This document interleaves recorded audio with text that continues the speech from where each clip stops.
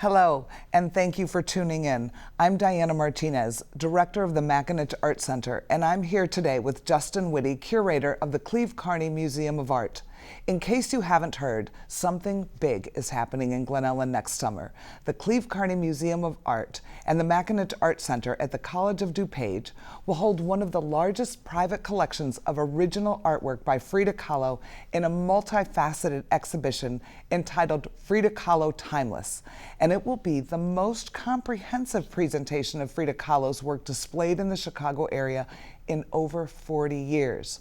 But there's more to this exhibition, and people have so many questions. So we wanted to take some time to tell you about it so you can understand the magnitude of this project. And the perfect person to tell you about it is right here, Justin Whitty, our curator. So Justin, can you tell them a little bit about Frida? Absolutely. Frida Kahlo is probably one of the most significant female artists of the 20th century. A lot of people know her for amazingly personal self-portraits. The work we're getting is from the collection from the Dolores Olmedo Museum in Mexico, which has one of the largest private collections in the world. And that collection is going to have over 26 original Frida Kahlo masterpieces, plus 150 photos from the Olmedo collection. And it's not just that we have these 26, but 19 of them are original oil paintings. That is 19 out of less than 200 she made in her lifetime. To learn a little bit about Frida Kahlo's work and why people appreciate her so much, it's also to understand her story, because it's her life story that connects to so many people. Frida Kahlo was born in 1907. When she was young, at age 6, she suffered from polio. At age 15, she entered the National Preparatory School shortly after the Mexican Revolution. It was this hotbed of ideas and culture, and it's at that school where she met the famous painter Diego Rivera. So she was in high school. Yes, she at was that time. 15. Yeah, so the National Preparatory School was like the leading school at the time. It was very special to get in. And when she went, she was one of only 35 female students. Out of like 2,000. Out of 2,000 students. So you know, it's interesting to me when they say, oh, well, you know, girls went to school then. I'm like, yeah, like 20 out of, 2,000. Yeah, it was still definitely a small amount, but she made a big impression. Mm-hmm. And part of it was because right away she fell in with this group of students called Las Cachucas, or the Peaked Caps, that were really well known or notorious within the school, very intellectual, very tuned into the happenings of the day, the artistic trends, but also kind of troublemakers. Mm-hmm. So I mentioned this is the first place she met Diego Rivera. There's a lot of stories how that happened at the school, but one is this group, Las Cachucas, played a lot of pranks at the school. And Diego Rivera had recently returned to Mexico and was hired to paint a mural at the school. And some students, her friends, Las Cachucas and herself, would kind of taunt him and tease him, like setting the steps of his scaffolding on fire, or when he was painting a model, very attentively, kind of interrupting that session. So it was, even though she was one of only 35 female students, she had a big presence on campus. And so for people who don't know Diego was probably the most famous artist of Mexico, and he was known for painting murals and very politically active and commissioned to paint these amazing murals all over and in the schools to educate, right? He was one of the big three muralist painters that were hired to paint murals that educated the Mexican public about the history and culture of Mexico. So he's most known for these amazing frescoes, but he was also a famous painter before that point. He was in Paris up until the end of the revolution and had a great international reputation. So when he came back, it was really a big deal. He was not only the biggest artist in the country, but one in the world at that point. So she's in high school. Mm-hmm. She's super smart, and then... Well, she's in high school, super smart with her friends, and then one day, actually September 17th, the day after National Day of Independence in Mexico, she was taking a bus home from school back to her home in Coyoacan with her boyfriend at the time. They were riding this bus, and when I say bus, you really got to think about these. It's not like the buses we see today, these large steel vehicles. It was basically like a wooden box on top of a flatbed, right? So she gets in, there's just benches, not seats.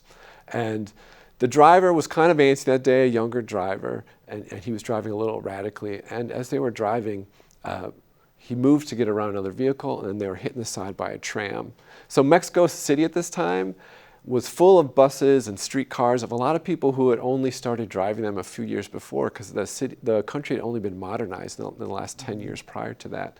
So the streets were kind of chaos. It was just total chaos. So this tram T-boned the bus they were in. And from all accounts, it kind of bent it and snapped it. So it like exploded. People were flown from the bus into the street. Frida was thrown from her seat. Her clothes were ripped off of her. And actually a handrail from the bus pierced her body through her abdomen all the way down through her pelvis. And she was found laying on the street with this handrail stuck in her, covered in gold dust that a sign painter had, who was also on the bus. And people were just shocked. They didn't know what to do. She had her hair pulled back, and she kind of resembled a ballerina. So people were screaming, "The ballerina, the ballerina." A gentleman on the street actually insisted that they had to pull that handrail out while she was there, and they pulled it out while she was on the street. The Red Cross came, and they thought she was a goner. But her boyfriend at the time, Alejandro, was there, and he begged for them to take care of her. So they treated her. They lifted her up later on a billiard table that was exposed through a broken window because of the accident. And then they brought her to the hospital, where she was for over a month before she returned home, and she was stuck in bed recovering from this accident. But her spine was broken. Her spine was broken in numerous places. Her pelvis was broken. Her collarbone was broken. She sustained... Her leg. Her leg was broken. She sustained these injuries that affected the rest of her life. And most immediately, is in the direct aftermath, she was stuck in bed, recovering, bored, not knowing what to do, also not knowing what her career would be. So, and I think, when you think about her age, when you take a 17-year-old girl who's vibrant and full of life, and put them in that sort of a situation where they're basically immobilized for months. That's hard. That's a hard time for any child, boy or girl, at that age where it's so pivotal. To have something traumatic happen to you, I think. And I often think about her being this very cute and vibrant girl that's now isolated, home alone. I mean, we're going through COVID. We're isolated and home alone, and people are struggling when you're with your family and mobile. Imagine what that girl was going through. I think that's a good point. I think a lot of us have experienced in this past year, like how difficult it is to have the normalcy of our lives upturned, right? And for those of us with children who are no kids, how vital it is for them to have these social interactions, to be out in the world, to learning it. So the difficulty of having that removed, now imagine that you are now not dealing with that with the rest of society, but on your own. Right. So you know that your friends, you know the people around you are still engaging with the world. And not only are you stuck at home, you're stuck in bed and in an incredible amount of pain. So I think I think you're so right, just the kind of emotional stress of that situation, let alone for a teenager who really, by all accounts, fed on social interaction. But then that's where her parents also said that she needed something to do. She was bored. She needed to also maybe develop a different skill that might be her career. So her mother and her father arranged to get a special kind of V-shaped easel made for her bed so she could begin painting in bed. And they also installed in the top of her bed, there's a wooden headboard or wooden canopy. They also installed a mirror so she could do self-portraits. And that became very prophetic, right? So in this moment of isolation where she's going through all these emotions, the same boyfriend that pleaded for her life, that she was on the ride with, broke up with her while she was in this situation, breaking her heart on top of everything else. Then every day she could work looking at herself, studying her own face, doing self-portraits. And it was really just a year later that she completed her first, would be what she considered her first real painting, which is going to be in our show, actually. And what's interesting is how, really that informed who she was. That whole period right there informed, because she got known for her self-portraits and the quote, "I paint myself because I'm the subject I know best and I'm so often alone." Yeah. And I know you'll get into, and then the paintings were different. It wasn't your typical self-portrait. Now this is her first one that's more typical. You know, right? when she started, she was learning to paint. So I think when anyone learns art, they emulate what they see. And a lot of what she was seeing was kind of European-based, classical paintings, right? And very influenced by famous artists at the times, like Modati. Things like that were influencing her work. So her first paintings were kind of dark and palette, classical, very elongated figures. But the other thing, you talk about how pivotal that moment was for forming who she was. Also, the Mexico City, Mexico at that time, in those early years of her life, were so pivotal. I mean, she grew up during the Revolution, and a big aspect of that revolution was this idea of a return, or actually a rediscovery of traditional native Mexican culture, having a lot of Mexican pride, Mexicanidad. And that was around her, and also the discussion and focus of a lot of artists in the city. So as she began to paint, and as she recovered and was able to leave her bed, and she started to bring her paintings around to different artists to show them, including Diego Rivera, who she went to a mural he was working on, called him down the scaffolding and said, "Hey, I'm pretty good, come look at my paintings." So as she started to share this, people did see this skill, but then she also started to become influenced by their approach to their work, by using the palette that was more in line with native Mexicans, so bright palette, representing people that weren't just wealthy upper class, but everyday people. So she started to paint portraits of just girls off the street, young girls, like the portrait of the Little Virginia, which will be in our show as well. So this kind of, the style of the artists of the time, the palette, the approach to making starts to infiltrate into her work, but she carries with it this intense, introspective aspect to it, a very personal aspect to her paintings. While Diego and other murals at the time were painting giant murals, she's painting small canvases, reminiscent of Retalbo's other religious paintings, and they're incredibly personal. So it's this combination that makes her work very unique. And I think unique doesn't just describe her painting, but also through all of this, right? She comes through this recovery, and instead of kind of fading away and kind of wallowing in sadness from the disease, she almost becomes larger than life than she was before. Like I said, she seeks out these artists to show their work. She's hungry to be part of what's happening in the country and the arts. And as she gets to know Diego, it's formally introduced through their common friend Tina Modati, he is very impressed with her and her work. And her. Yeah, and her. I emphasize her and her work. And shortly after they meet, they actually marry. So here's this young artist, student, and she's marrying the most famous artist in Mexico. And just within a few years, they're moving to the United States because... And let's for those of you who don't know, he's like twice her age. He's like 40. Yes. He's a big, heavier man, not very attractive. Right. They said it's like an elephant marrying a dove, That's right? that's what her mother described it as, the elephant and the dove. And he's known to be a philanderer. Yeah. So now you've got this young girl, after going through all of this, who falls in love with Diego Rivera. And everybody knows, you know, he's a ladies' man, even though he's not the most, you know, conventionally attractive. He had a lot of charisma because there was something about him that attracted a lot of people, a lot of attention. Part of it was he was larger than life. He was very tall, very round. You know, he wore this big fedora.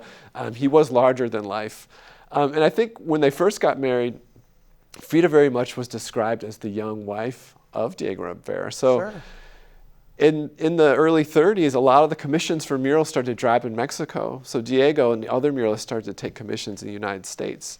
So they first traveled to San Francisco, where he painted a number of murals. And when they traveled by train to San Francisco and arrived, she was, you know, very much his wife. And it's interesting, this side wife is doing some paintings. But she continued to really paint at that time, meet a lot of pivotal artists. And also got a sense of who this Diego guy really was, because his kind of interest did not remain on Frida all the time. So she had to come to terms with that. And also that strengthened her, right? Because eventually they did come to an agreement that they were unique people, and they came to an agreement. They very much loved each other, but it was not a traditional relationship in any way. So for the next, 3 years, they're traveling through the United States. a brief period back in Mexico to start building a new house in San Angel. Then they go to New York, where Diego has a show at the Museum of Modern Art. And then they go to Detroit. And so in 1932, they moved to Detroit, where Diego got commissioned to do a mural. And Detroit is probably the farthest from Coyoacán or Mexico City that you can imagine. They're there over the winter. It's an industrial city. It's cold. People, whereas in San Francisco and New York, people looked at this young, beautiful woman dressed in Tijuana dresses, very outgoing, as kind of exotic and exciting. In the Midwest, in that period, they looked more skeptical, right? So she's feeling kind of isolated. And then she goes through a very painful miscarriage while she's in Detroit. Because of her accident and other situations in her life, Frida suffered with childbirth throughout her life. She always wanted a child, that's very clear, but she went through a lot of pain in trying to bring a child into the world. And in Detroit, she goes through this incredibly painful miscarriage and is in the hospital for a number of days. And she paints probably one of her most intense, personal, and difficult paintings in the aftermath of that event. And that's the Henry Ford Hospital. And in this painting, you see her in the bed of her hospital. The bed's kind of exaggerated large, just blood on the sheets, right? You see the fetus of her lost child. You see a snail representing the slowness of the operation she went through. You see representations of the weird devices that were in the room that she didn't understand at the time. And this is not like a painting that's ever been painted before, right? And in that time period. Absolutely. I mean, in the 30s, you just didn't talk about, you still don't talk about it. No. But in the 30s, you really didn't talk about it. So I think that's what made her such a bold, it was such a bold choice and such a, probably shocking at that time, really shocking for somebody to see that. I think that those paintings are still very intense to view.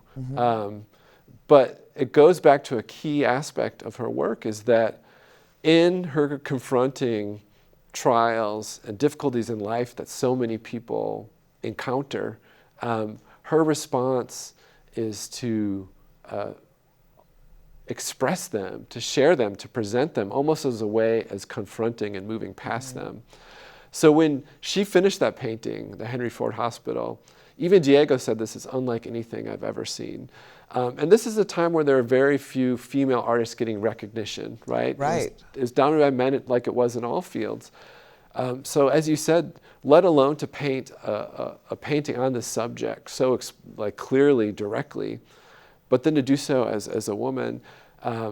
Was unheard of. Was unheard of. And I think that Diego realized in that moment too that Frida is not only just an amazing painter, but she has a voice that is unique to her generation. And you can look back to her time in Detroit, as painful as it was, as really solidifying the way that she made work, the style of her work, the honesty, the integrity, and also really what draws so many people to her work. Because a lot of people go through very difficult things. We're talking about... And don't talk about it. You don't talk about it. But when you see someone who can talk about it and express it for you, and you can relate to it, it gives voice to those experiences and feelings that you have. And that's why, through so much of her work and her career, she has such ardent fans, because it's more than just an amazing painter, which she is. It's more than just an amazing Mexican painter, which she is. But she is this voice for so many people, for women, for people with disabilities, for people who have struggled with family, for people who have struggled with, difficult relationships.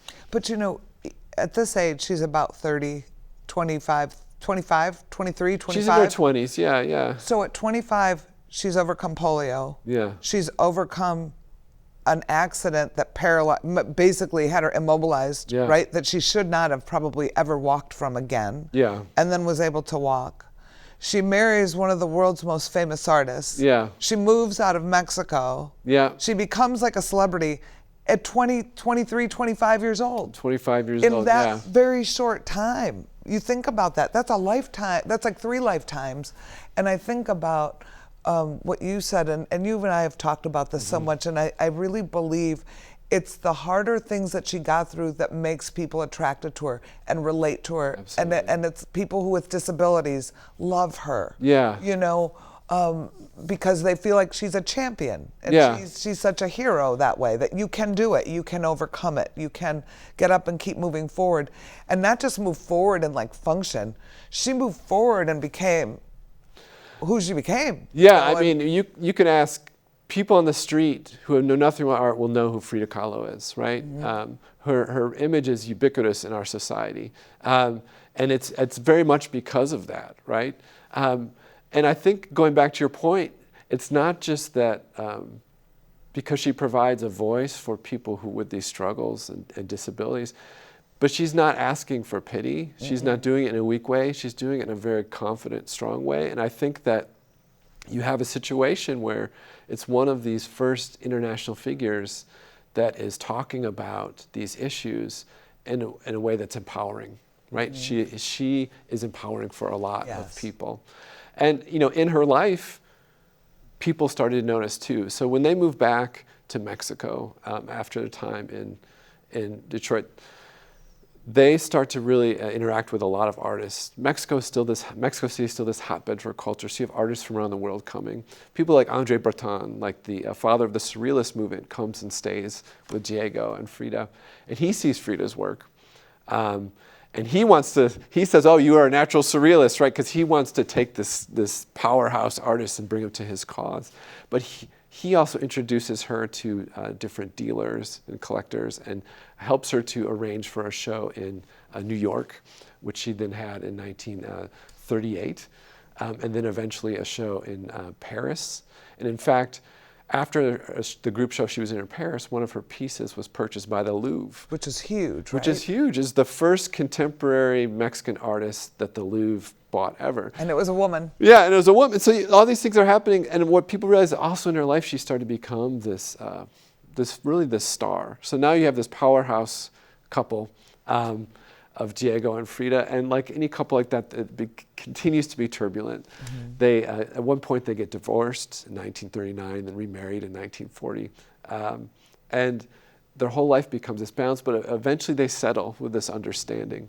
And their home, the Blue House in Coyoacan, which was her childhood home, becomes this center for culture and arts, not just for the country, but for the world.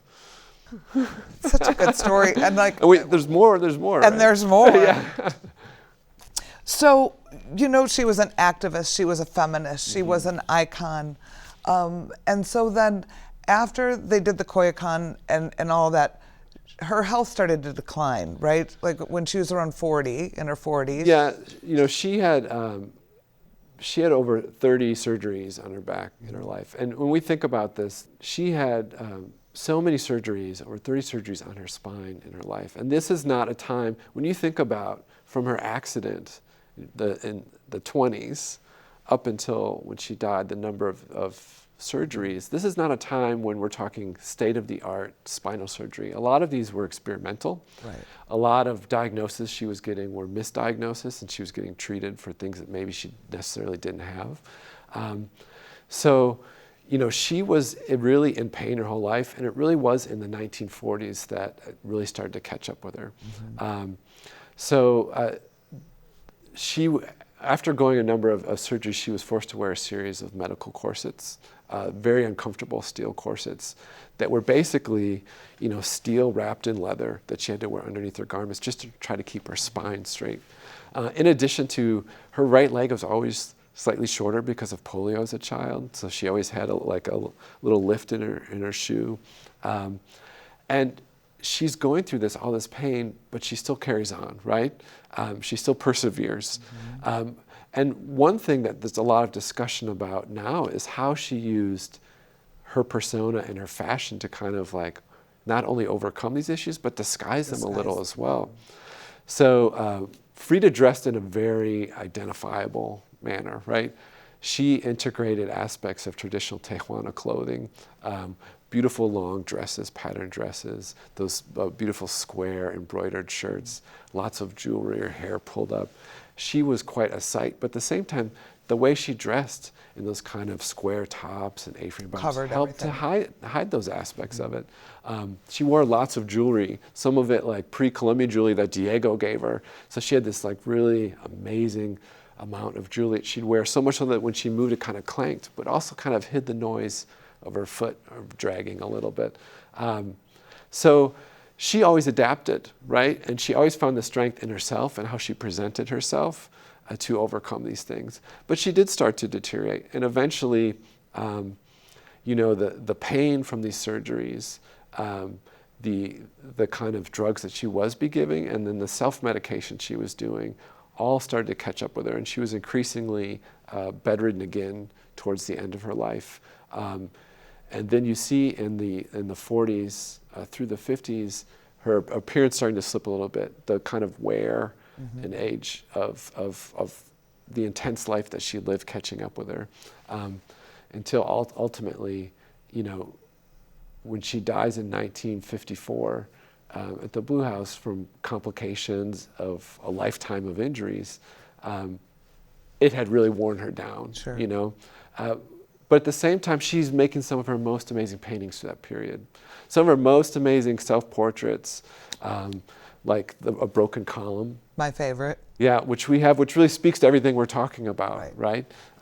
We have the self-portrait with a monkey that also has that kind of iconic presentation that people have come to expect of Frida Kahlo's self-portraits, but at the same time points back to her love of Mexican culture, her dependence and survival on painting. There's a ribbon in that painting that loops around her name through a pre-Columbian sculpture onto herself, and it's kind of staked into the painting itself through like a trompe-l'oeil nail. This idea that this is all rooted back to this practice, that it's all tied into these paintings. So through it all, this really intense life, she was able to create some of the most iconic paintings made in the 20th century. So this collection, for people watching at home, is valued at about $113 million. So a lot of this work from the Olmedo collection in Mexico has toured to places like Milan, Budapest, Moscow, and now Glen Ellyn. And people laugh, but it's truly extraordinary that we have this collection, and it makes no sense. Like, why is it coming here? Right. And so many people ask this question, and before we move any further, I think that we really need to give credit to Alan Peterson, who is a lifelong Glen Ellyn resident, and he was a dear friend to the MAC. He was a dear friend of the arts. He was a dear friend of Glen Ellyn. Alan and his wife recently passed away. Both, it was unrelated in illnesses that they had, and they died. It's like a true love story within a few months of each other. But in 2017, this is how long this project has been going on, and this is why we want to share how big of a project this is. In 2017, around in the fall, I want to say it was in October, Alan asked me to lunch and said, I have something big I want to discuss with you and invite your college president. And he proceeded to tell us about his dear friend, who he's known for years, Carlos Phillips. And Carlos Phillips is the executive director of the Dolores Olmedo Museum. And he may have got his job because his mother was Dolores Olmedo. And nobody knows that art better than he. And of course his mother. So Dolores was a contemporary of Frida's. And that's a whole other show we could do. Dolores was an amazingly brilliant, strong woman who came up at that same period and became an amazing businesswoman and philanthropic person who did tremendous work for Mexico and for schools and for children and for the arts. And she was a big patron of the arts and a dear friend of Diego Rivera. They're lifelong friends. And when Diego and Frida and Dolores, as Carlos has told me, were jealous of each other, right? They both liked Diego, and so there was a little bit of jealousy going on. after Frida died, it was Dolores who took care of him and let him stay in her homes and helped him, and they remained very close. And he trusted her with his art and Frida's art. He wanted the art to live on more than anything, right? Yeah. He wanted a legacy for the Mexican artists and Mexican art. So I think it's when we talk about this collection, like this collection of works, a large amount of them, almost all the works that we're getting, actually originated from a collection, a different collection, the Safa collection, which was of an engineer, Eduardo Safa, who collected Frida Kahlo's work and was a close friend and supporter of Frida. Right after Frida's death, that collection was put up for sale because he had died in that same year. And it was Diego that really coordinated the purchase of those works by Dolores Olmedo to bring into her collection. But then also, Diego himself started his own museum of like pre-Columbian art. He had his own vast collection of his own works. Not only did Dolores purchase a lot of Diego's work, but as you said, when he died, he left his entire estate to Olmedo. So that included, the homes, that included the paintings, and a lot of other artifacts that really in past decades have really come to light to telling the story as well. Her clothes, different aspects to talk about medical history. So when you look at Dolores in the Olmedo Museum, you think about how Frida became such an international icon in the 70s and 80s. There was a show that we kind of reference, we say, in 40 years, in 1978, the Museum of Contemporary Art, that kind of brought Frida to this international museum level and introduced her to a lot of people of our generation. And that was work from the Olmedo Museum. Dolores Olmedo and that museum is responsible so much for Frida being who she is today, even though the two of them in life did have an interesting relationship. It's amazing, but it's amazing that these two women from this very small town outside of Mexico City became so prolific in the whole artist movement. Yeah. And it was two women. And without Dolores, we wouldn't have a lot of this art, So Dolores created this museum, which is absolutely beautiful. It's in her house, her former house. Her former beautiful hacienda. Gorgeous. And Carlos has preserved this legacy and kept it going and kept everything together. And Alan has a vacation home in Colorado, as does Carlos, and that's where they met.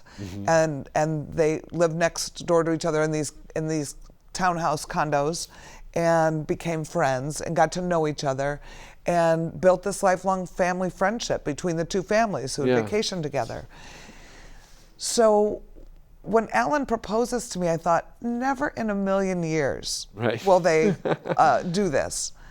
And then I thought, but how amazing if they did. And so one thing led to another, and then we were asked to come up with a brief book and come up with what could we do, and what would it take, and how much would it cost, and how would we pay for it, and how would we do it.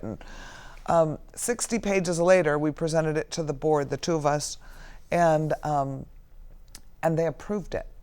And then we had to convince the Olmedos, what we need to do in order to convince them to loan us this $113 million worth of art and prove that we can secure it and that we can present it appropriately, respectfully, that we can preserve and secure the art while it's here in our possession.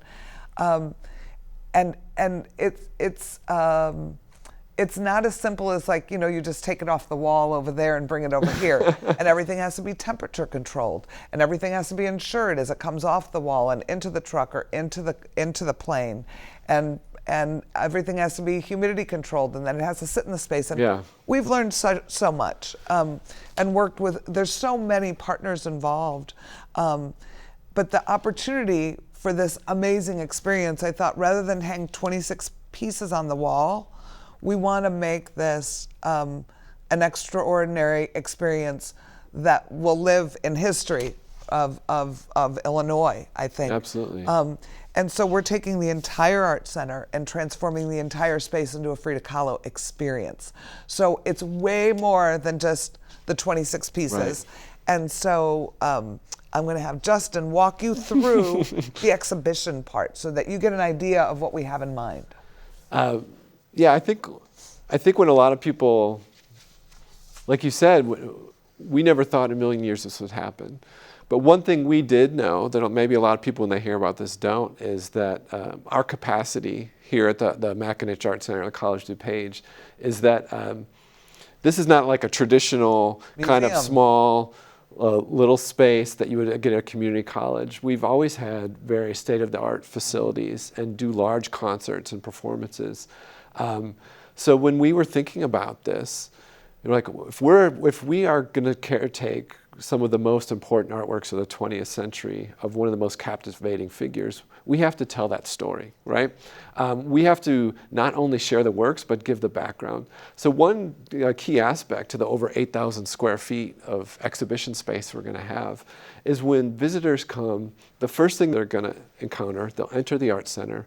It won't be the paintings right away, but we have designed and curated a large 5,000 square foot historical exhibition. In that historical exhibition, there's a full timeline of her life to give viewers context of when things happened, how they lined up. There will be the photos, over 150 photos from the Olmedo collection, and then also to kind of really hit some of the key aspects that help define Frida. We have commissioned some of the most talented artists and makers in the area to create stunning recreations of her dresses, which are being made by Kimberly Morris, who is the costumer here at the Mackinac Art Center. We have a number of her corsets been painstakingly remade to show kind of what she had to wear when she was dealing with all her health issues. We have an exact replica of her bed that was made in Chicago at Novelist Woodworks to show people like this is the space, the center where it all began. So in amongst that, there'll be videos where we have experts from around the region talking about her work. We have Nicholas Murray photos, the famous photographer who took all these stunning Kodachrome color photos and a longtime partner of Frida Kahlo in the exhibition. And then we'll go, once you leave that center area, which is our rebuilt main lobby area, you'll enter the exhibit in our exhibition space. And when we first talked about this, we were like, oh yeah, okay, we can figure this out. And I remember like, we could figure out how to hang these in here. And it became very clear early on that we had to expand the space, right? So, and I think you can talk a lot about that process, how it happened. But essentially, what we had to do is rebuild our entire museum. Right. So we realized if we're taking on this responsibility, we have to protect and preserve and present the work in the way that the Met would, the way that the Louvre would, the way that any museum grade space. So after consulting with people from area institutions like the Art Institute of Chicago, we worked closely with white architects to develop an expansion of what was the Cleve Carney Gallery of Art. And we expanded north, knocking out what was a courtyard, expanding tons of, almost a whole gallery space of new exhibition space. But in the same process, we brought in museum grade security, a new HVAC, a new climate control system, all these things that visitors may not see. Yeah, a new completely digitized LED lighting system that can hit all the right lumen levels. There's all these aspects that visitors won't see as they experience this work that we had to develop and put in to make sure that it was securely done. It's the most expensive white walls and wood floor that you would never know. All the things behind those walls that make it super secure. And it's probably the most secure space. White walls and blank floor that you've ever seen. But in addition to those areas, so you go through the timeline, you'll see the photos, this great photo exhibit. We have a wonderful gift shop that'll be available, and then the exhibit itself. But it doesn't stop there. So as you head back to the, you want to talk about what's in the back of the Art Center? I'm very excited about what's in the back of the Art Center. This is my favorite part. So in looking at different potential sponsors, and when we were doing our research, we realized that the garden, Frida Kahlo's garden, was really inspirational to her work and to her spirit. And so I thought, well, we have this beautiful courtyard where we do lakeside.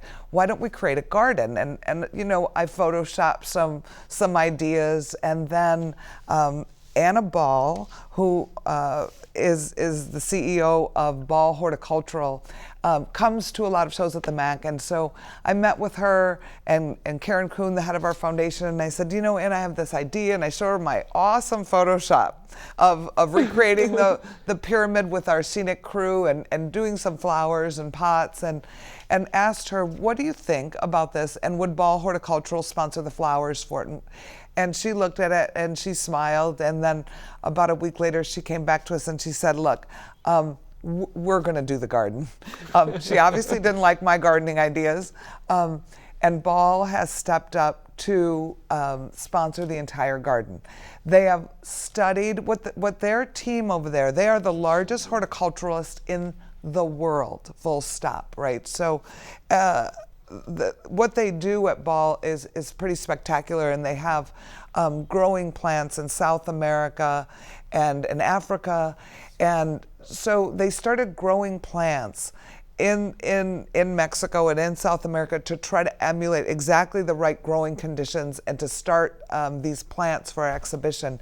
They studied the paintings and went through and identified what plants and flowers were in their paintings. They studied pictures of our garden that you can see. And it's really spectacular what they've done and what their plans are. So as you approach the MAC and you walk through the walkway, you'll see plantings, and we hope to make it educational where you can learn about these plants as well, and they'll identify the plants. So if you want to make your own little Frida garden, you'll be able to identify these plants when you go to the store to look for them as well. But this partnership is truly a blessing because it's so unique that they happen to be right in our backyard. It also is a great example of the yes and that's gone into this project, and how many people have stepped forward in the community to not only want to help financially, but want to be a part of helping us to create it and deliver the best experience we could ever deliver. I can't imagine anybody else who could make this garden better than they will be able to. The planning in just the garden alone, it has been a year-long process, and they've already started growing and doing trial and error this year to see what will grow, what will take, what will work. And they've been planning and will be doing some of their own presentations soon. Then I would just say, yeah? You know, I think that if Frida were to come to the show, her favorite part might end up being the garden, because for those of you who don't know, like her house in Koyakan, one of the reasons it's so known is because of the beautiful gardens that she helped maintain there, and the way that plant life shows up in all her paintings. So she's like, I've seen all these paintings. I know the paintings. I'm going to go. And then on your way to the garden, there'll be a little cantina. Yeah. And we're working with local restaurants. We're working with Todo Madre is a restaurant in Glen Ellen, very famous, highly regarded Mexican restaurant in Glen Ellen, who will be providing some of the food for our cantina. We're going to have a small cantina where you can have some guacamole and some chips and maybe some ceviche, who knows what will be on the menu. And you can sit outside and have a margarita and reflect on what you saw. And we'll also have paper and pencil there for you to write your impressions. So we have the cantina, we have the garden, and then if you go down the hall to the left, of course we have to have a children's area. And I think because we're a college and College of DuPage is such a big part of the community, I think it's important to educate children about the arts and about Frida, and children already know about Frida. That was the amazing thing to me. Frida studied in school. So the children in town were excited. And there's a gentleman whose sister, Debbie Venezia, who runs Arts DuPage here in our area, she said, I really want you to meet my brother because of your Frida thing. And I thought, yeah, you know, everybody's told us that. So I met him for coffee at Starbucks, and he came with these books. He's written over 100 books for children. And I was like, oh my gosh. And he's an illustrator and an author. He's a wonderful artist in his own right. And he wrote a book on Frida and Diego. He's written books on not only artists, but he writes on the world's greatest composers, the world's greatest artists, the world's greatest president series. And Mike lives in Glen Ellen too. So we had all these amazingly unique, special connections of people who have stepped forward to be a part of this and who've been quite a part of it for almost over 2 years now. They've been working with us. And Mike offered to help to design a coloring book for the children's area, children's projects, an interactive mural thing that children can work on to help educate children. So if you have a little one at home, he wrote Getting to Know Frida Kahlo, Getting to Know Diego Rivera, the World's Greatest Artist series, and they are part of the Scholastic series. So you could get that book for them while you're here at our show too. In addition to that, we have a year's worth of programming. And we've actually been doing programming all along, and I think with the COVID interruption, it's extended our period of programming. And we were able to sort of stop it and pick it up again. And I'm really excited about the programs that we're able to get now. We're kicking off with Celia Starr, who just wrote a book called Frida in America. And she will be coming here later when we have the exhibition to do a lecture, but we're going to do a book club on October 4th. We have Kathy Baum, who's going to do a talk. She's a faculty member on Frida's fashion. Cesario Moreno, who is the curator of the National Mexican Museum of Art, will be doing a talk. I'll let you talk about the next few. Yeah, Julie Rodriguez Wildholm, who a lot of people know is the former director of the DePaul Art Museum and is now at the Berkeley Museum of Art. She also curated a show at the MCA that was based around 2 Frida Kahlo works and contemporary artists who are influenced by Frida. So she's going to be talking about that aspect. College of DuPage professor David Ouellette, who is an expert in animals and art, will be talking about the roles of animals in Frida's work. And then one of the forefront Kahlo experts in the country, Adriana Zavala, will be will be giving a lecture to give us insight into the range of not just Frida, but her contemporaries, female contemporaries at the time. We have other faculty, such as historian John Paris, talking about the Mexican Revolution. And as you mentioned, Celia's going to come back during the show. And I would also say that we're also going to have events concurrent with the show, such as we'll be exhibiting the work by these 3 phenomenal artists from the area, who are 3 disabled artists who've drawn inspiration from Frida Kahlo and her story. In fact, their collaboration started when they saw an exhibit of Frida's clothing at the Blue House in Mexico City. And this group is called Trace Fridas, and it's Miriam Pare, who is from DuPage County, Rebecca Torres, and Rebecca, Tara Ahern. Yeah. Rebecca is a COD graduate, which is kind of... Miriam is a COD graduate. Yeah. Sorry. Miriam's a COD graduate, and they all have different disabilities. In fact, Miriam, who is paralyzed, is a very accomplished painter, but she only paints using her mouth, and she has built a whole career doing that. And what they started doing is, inspired by Frida, they started taking classic, well-known paintings, such as the 2 Fridas painting, Dos Fridas, and recreating it where they recreate a backset, a backdrop, and then they dress themselves up and other artists from the disabled community to replace the characters in the painting. So it's an idea of having them represented in these historical works. So that work will be on display as well. And Film Fest. We're going to have a Film Fest. And I'm very excited about, we're a one-woman show that has evolved. And I contacted the woman who wrote and performed in it and saw it, and I was just so taken by it. And I said, "Can you do it?" And she's like, "Well, yeah." So we're going to bring it here, and I'm very excited about that. And I think we'll just keep coming up with more. So, in a nutshell, we've been working on this since 2017. We had a press launch in 2018. We did the expansion. We had Frida Fest, which was really quite a spectacular event, which was the beginning of a year-long celebration leading up to the exhibition. When we did Frida Fest, we got an idea of the excitement in this area for Frida and the enthusiasm to celebrate art and culture.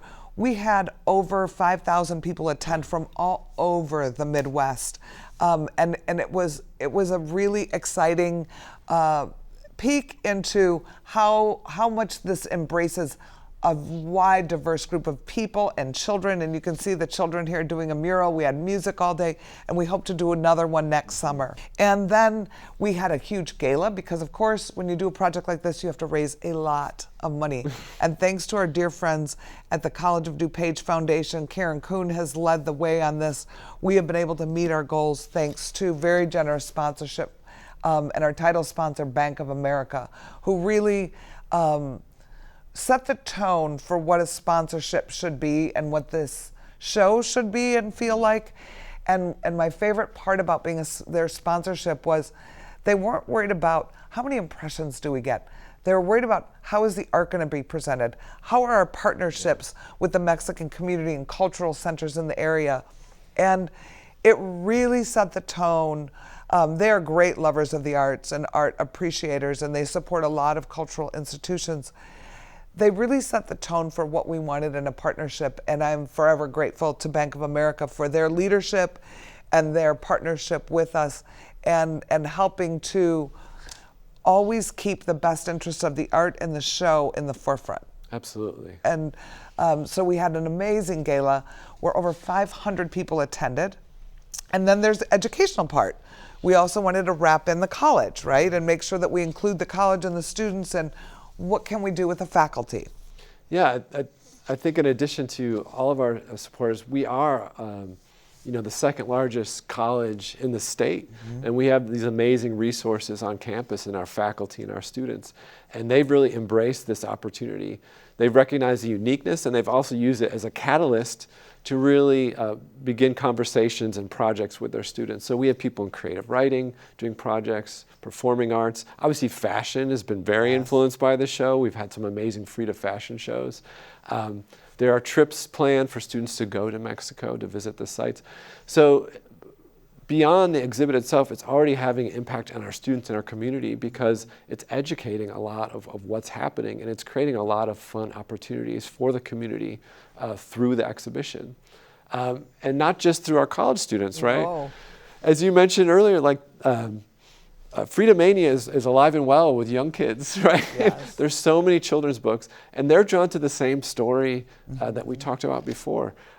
They learn about how this young girl kind of overcame all these aspects. And I would imagine this year, too, when a lot of them are home on their Zoom all day, really relating to that idea of being separated. So we've been working with a lot of the elementary students in the district. We had, early on, we had a meeting where students from the district came and presented ideas how to engage them to us. So here you can see some images. These are their presentations. They're very dressed up, very professional, and they want to do like a coloring contest and all these things. But they're really into it. And if you go to some of the area, well, once you can return to some of the area schools, you'll see some of the great artwork they've already made in anticipation of it. Yes, they've made their own little murals Yes. and put them up, and they're beautiful. I think one of the most exciting things with this opportunity to expand is it will allow us to continue to do exhibitions like this in the future every summer. Yeah, we were talking earlier about how we got ready by expanding the gallery. And in the short term, that definitely did meet the needs of this loan, of this artwork. But we also did all of the changes to the space with the eye towards the future. Right. So anything we wanted to do, we wanted to raise it to a museum level so we can do shows like this every summer, every year. For the rest of our lives. For the rest of our lives. So it feels like, well, if one show starts in 2017. But we work closely with the school and our partners at White Architect and Mortensen Construction to really build a beautiful state-of-the-art museum space. We had always talked about ways in which we could expand the space because at the college we have a over 800-piece permanent art collection. A lot of the works aren't always viewable because they have to be in the same protected area. So now with this expansion that Frida has allowed us to take on and complete, we can show these works to our community. We can rotate through that permanent art collection, also bring in other shows by French Impressionists, by 20th century famous artists to really become a cultural center in the area. And also, I'm really excited, our Tony Fitzpatrick show that's coming. It'll be a beautiful space to see that. And I think it's elevated, it's elevated us from a gallery to a museum where we can get world-class artists and do like our Tony Fitzpatrick show that's coming up. So the first show following Frida will be the show of Tony Fitzpatrick's prints. So those of you who don't know Tony, he grew up in the area, Aurora, I believe. No, Lombard. In Lombard. So Tony grew up in Lombard, and he's a COD graduate. He's a COD graduate, close friend with Hal Makinich, who the Makinich Art Center is named after. And he is a world-renowned artist, right? Once you see his work, they're very intricate, colored pencil and prints, very graphic, very tied into Chicagoland history. Sure. He's also a passionate writer. He writes for New City. And he's an actor. Some of you may recognize him from the Amazon show Patriot, which has really received a huge revival during this quarantine. I've been seeing it pop up everywhere. He does album covers for famous musicians. And this allows us to do a great show of his work, and it's going to be really wonderful because he is excited about giving back to this institution that meant so much to him. Well, and he says this will be his last museum show. He wants it to come full circle. So we're very honored to have that and thrilled to have that. So that's one of the next shows. And then we hope in the summers to do other international shows each summer leading. We're going to be having... Transform the space. Sorry, I didn't mean to interrupt you. That's okay. Each summer we're going to be having these large shows to really engage with the community and bring people to campus. And we're already in advanced conversations for summer of 2022. Which will be announced soon. But it'll be great. So we had so many people that have helped to make this happen. We had a host committee. You can see Mark and Marcy Peterson were son of Alan Peterson and daughter-in-law of Alan Peterson, who have really been championing this for us in the community. Mark and Marcy Peterson are the co-chairs of the host committee and the gala, and you can see the committee that they have there. And we met monthly and sometimes weekly to come up with ideas and engage people and get the gala off the ground, which was spectacular. And they'll be back at it again soon. Yeah. I think the biggest thing that people need to understand is we did a lot of research, and we know from talking to museums that have had the show before in the United States what kind of numbers we can expect. We've seen almost everyone we've spoken to who has had a Frida Kahlo show, not our Frida Kahlo show, have seen visitor numbers range from 200,000 to 400,000. So the impact of this is really quite spectacular. We're hoping for 100,000 people to 150,000 people. With those kind of numbers, that's a minimum economic impact of 8 million in tourism. When I spoke to the head of the Tourism Bureau, they said, no, it's going to be more like 13 million because we're going to have such a strong out-of-town presence at our exhibition. And I wasn't convinced. However, when we did Frida Fest, and then when we started seeing the ticket sales coming in, we realized that over 25% of the tickets were from out of state. Yeah. And we're talking big numbers from Canada, from California, from the East Coast, from the West Coast. So we realized that the number truly for economic impact will be closer to the 13 million. And that's very exciting to see the sort of impact that can bring to DuPage County and all of Illinois, which made Enjoy Illinois a sponsor of our event, because they realize the significance it can bring from even a drive market. Mm-hmm. So if people can't fly in, the draw for a drive-in market is tremendous for this show. So we have been working with the DuPage Convention and Tourism Bureau and Beth Marchetti to come up with promotions and ways to harness this energy in this amazing opportunity in the Midwest to bring in visitors from all around the area. The bipartisan support we've experienced from our elected officials go from local to state. We've had Sean Caston come out to help us kick off Frida Fest, and then the Village of Glen Ellen Board created the Year of Frida for us and declared it the Year of Frida, which was just amazing. Deanne Mazzocchi, who's an Illinois state representative, she in Springfield declared it the Year of Frida and did a proclamation, which is amazing. The Village of Glen Ellen also honored Alan Peterson.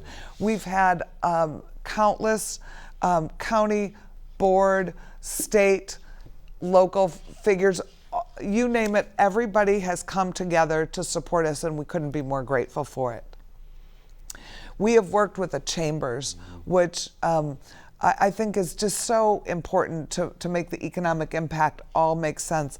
We've been meeting with the Wheaton Chamber of Commerce and the Glen Ellen Chamber of Commerce to come up with different ideas to engage the business community. And the reason we've been working with the chambers is to find an avenue to connect with local businesses to make sure that everyone in the communities benefit from this coming here. Because if we're looking at the numbers we're looking at, it will not just impact Glen Ellen and Wheaton, it's going to impact everybody in the surrounding area all the way to Chicago.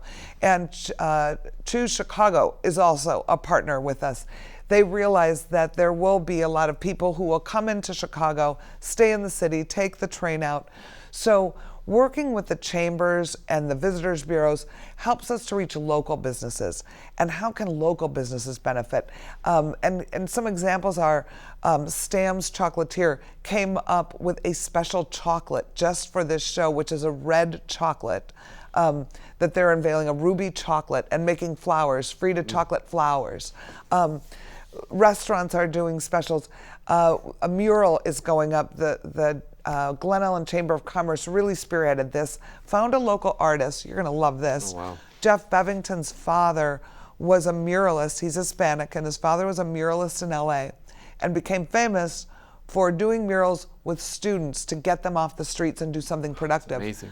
So he wanted to do a mural here in Glen Ellen in honor of his father and in honor of Frida. The community engagement's been important to us to make sure that everybody feels included and everybody can enjoy and celebrate, you know, in this. This is, since the beginning, as we talk about, this has been, everyone's so excited, right? And we are expecting people from around the country and hopefully the world to come to this exhibit. But obviously now, when we started 2017, there was no way we would imagine what 2020 would look like. Right. But I think it's important that we express that we have adapted our plans for this show for the current reality in dealing with COVID, right? Right. And I think the COVID situation hasn't really scared us or deterred us. No. And the great news about a museum is you don't touch anything, or you're not supposed to. And so it lends itself well. And as the situation becomes better and better under control, and everybody in the country, hopefully a vaccine comes out quickly. But as we've learned to navigate and wear our masks and keep our distance, we have already pivoted the way the exhibition will be delivered to make sure that it's touchless tickets. You can scan your tickets, one-way traffic in and out through the museum, only 50 people at a time to keep contact low. We have found ways to manage within the rules of CDC requirements, which work very well, actually, for the experience. It might even make it a better experience because of the limited number of people in the space at a time. Lose sight barriers at the box office and concession stand, prepackaged concessions. So we've really been working and studying different best practices throughout the country and figuring out how we can make sure that beyond cleaning and disinfecting, that we can make the experience as safe as possible. I think, you know, everyone who's thinking about coming just really needs to know that we take this very seriously. Yes. And we've created a very safe environment. and that if you choose to come, you shouldn't have to worry about that aspect, because we've also benefited from watching other institutions and art museums open, so we know there's kind of a roadmap for how this works. And like you said, if anything, you're going to end up with more space around the work and with the work, and more time with Frida because of it. So I think that even though it is a challenging time, it's that it's going to be a fantastic experience, and it shouldn't be something people are worried about. Not at all. I think that the more time we have, the better it becomes, because we keep coming up with new ideas and new ways to engage. And I'm excited to be able to present to everybody who's watching today, to say, think about how you or your organization or your school or your club might want to celebrate this opportunity, and jump on the bandwagon and come up with a plan. And, how can you make this work for you? And that's the biggest reason we wanted to present today. We have seen our sponsors come up with unique ways to attract business and attract engagement. And we welcome you to join us with this journey, and to think of how you want to celebrate Frida Kahlo, be it through Mexican heritage or culture or food, or you never know. Everybody has their own take and their own angle, and we invite you to join us on this journey. And in closing, Justin, do you have anything else you want to add? Well, I would just say, back to the story of Alan Peterson and the Olmedos, is when they first met, it was through Alan and his family reaching out to this new family that had moved into their community in Colorado. And the idea of building a bridge with that family, making them feel welcome. And that created a lifelong friendship that led to this moment. And that spirit of building bridges is carried through this entire process. This is going to be a phenomenal experience. And we are looking to build bridges with our community and any partners that are interested, because that's really what it's been about from the beginning. Yeah. Perfectly said. So, Frida Kahlo Timeless will be on view June 5th through September 6th, 2021, during the hours of 10 to 6, Monday, Tuesday, Wednesday, Friday, Saturday, and Sunday. So on Thursdays, we're open from 10 to 10. We'll be open late on Thursdays. You can order your tickets online at frida2021.org. We have two types of tickets you can buy. We have timed entry tickets, which reserve a specific date and time that you're going to come see the show. Those are $18. Untimed tickets mean you choose your day, and then you can come anytime during that day, and it gives you the flexibility to have a little time during the day and figure out what time you want to come that day. You don't have to commit to a time. Those tickets are $35. So the time tickets, you choose your day and time. The untimed tickets, you just choose your day and come anytime during that day. So either way, you do have to pick your day, and there's a little confusion on that, but we just want to make that clear. For more ticket information, visit frida2021.org. We can't wait to see you at Frida Kahlo Timeless. Thank you for watching.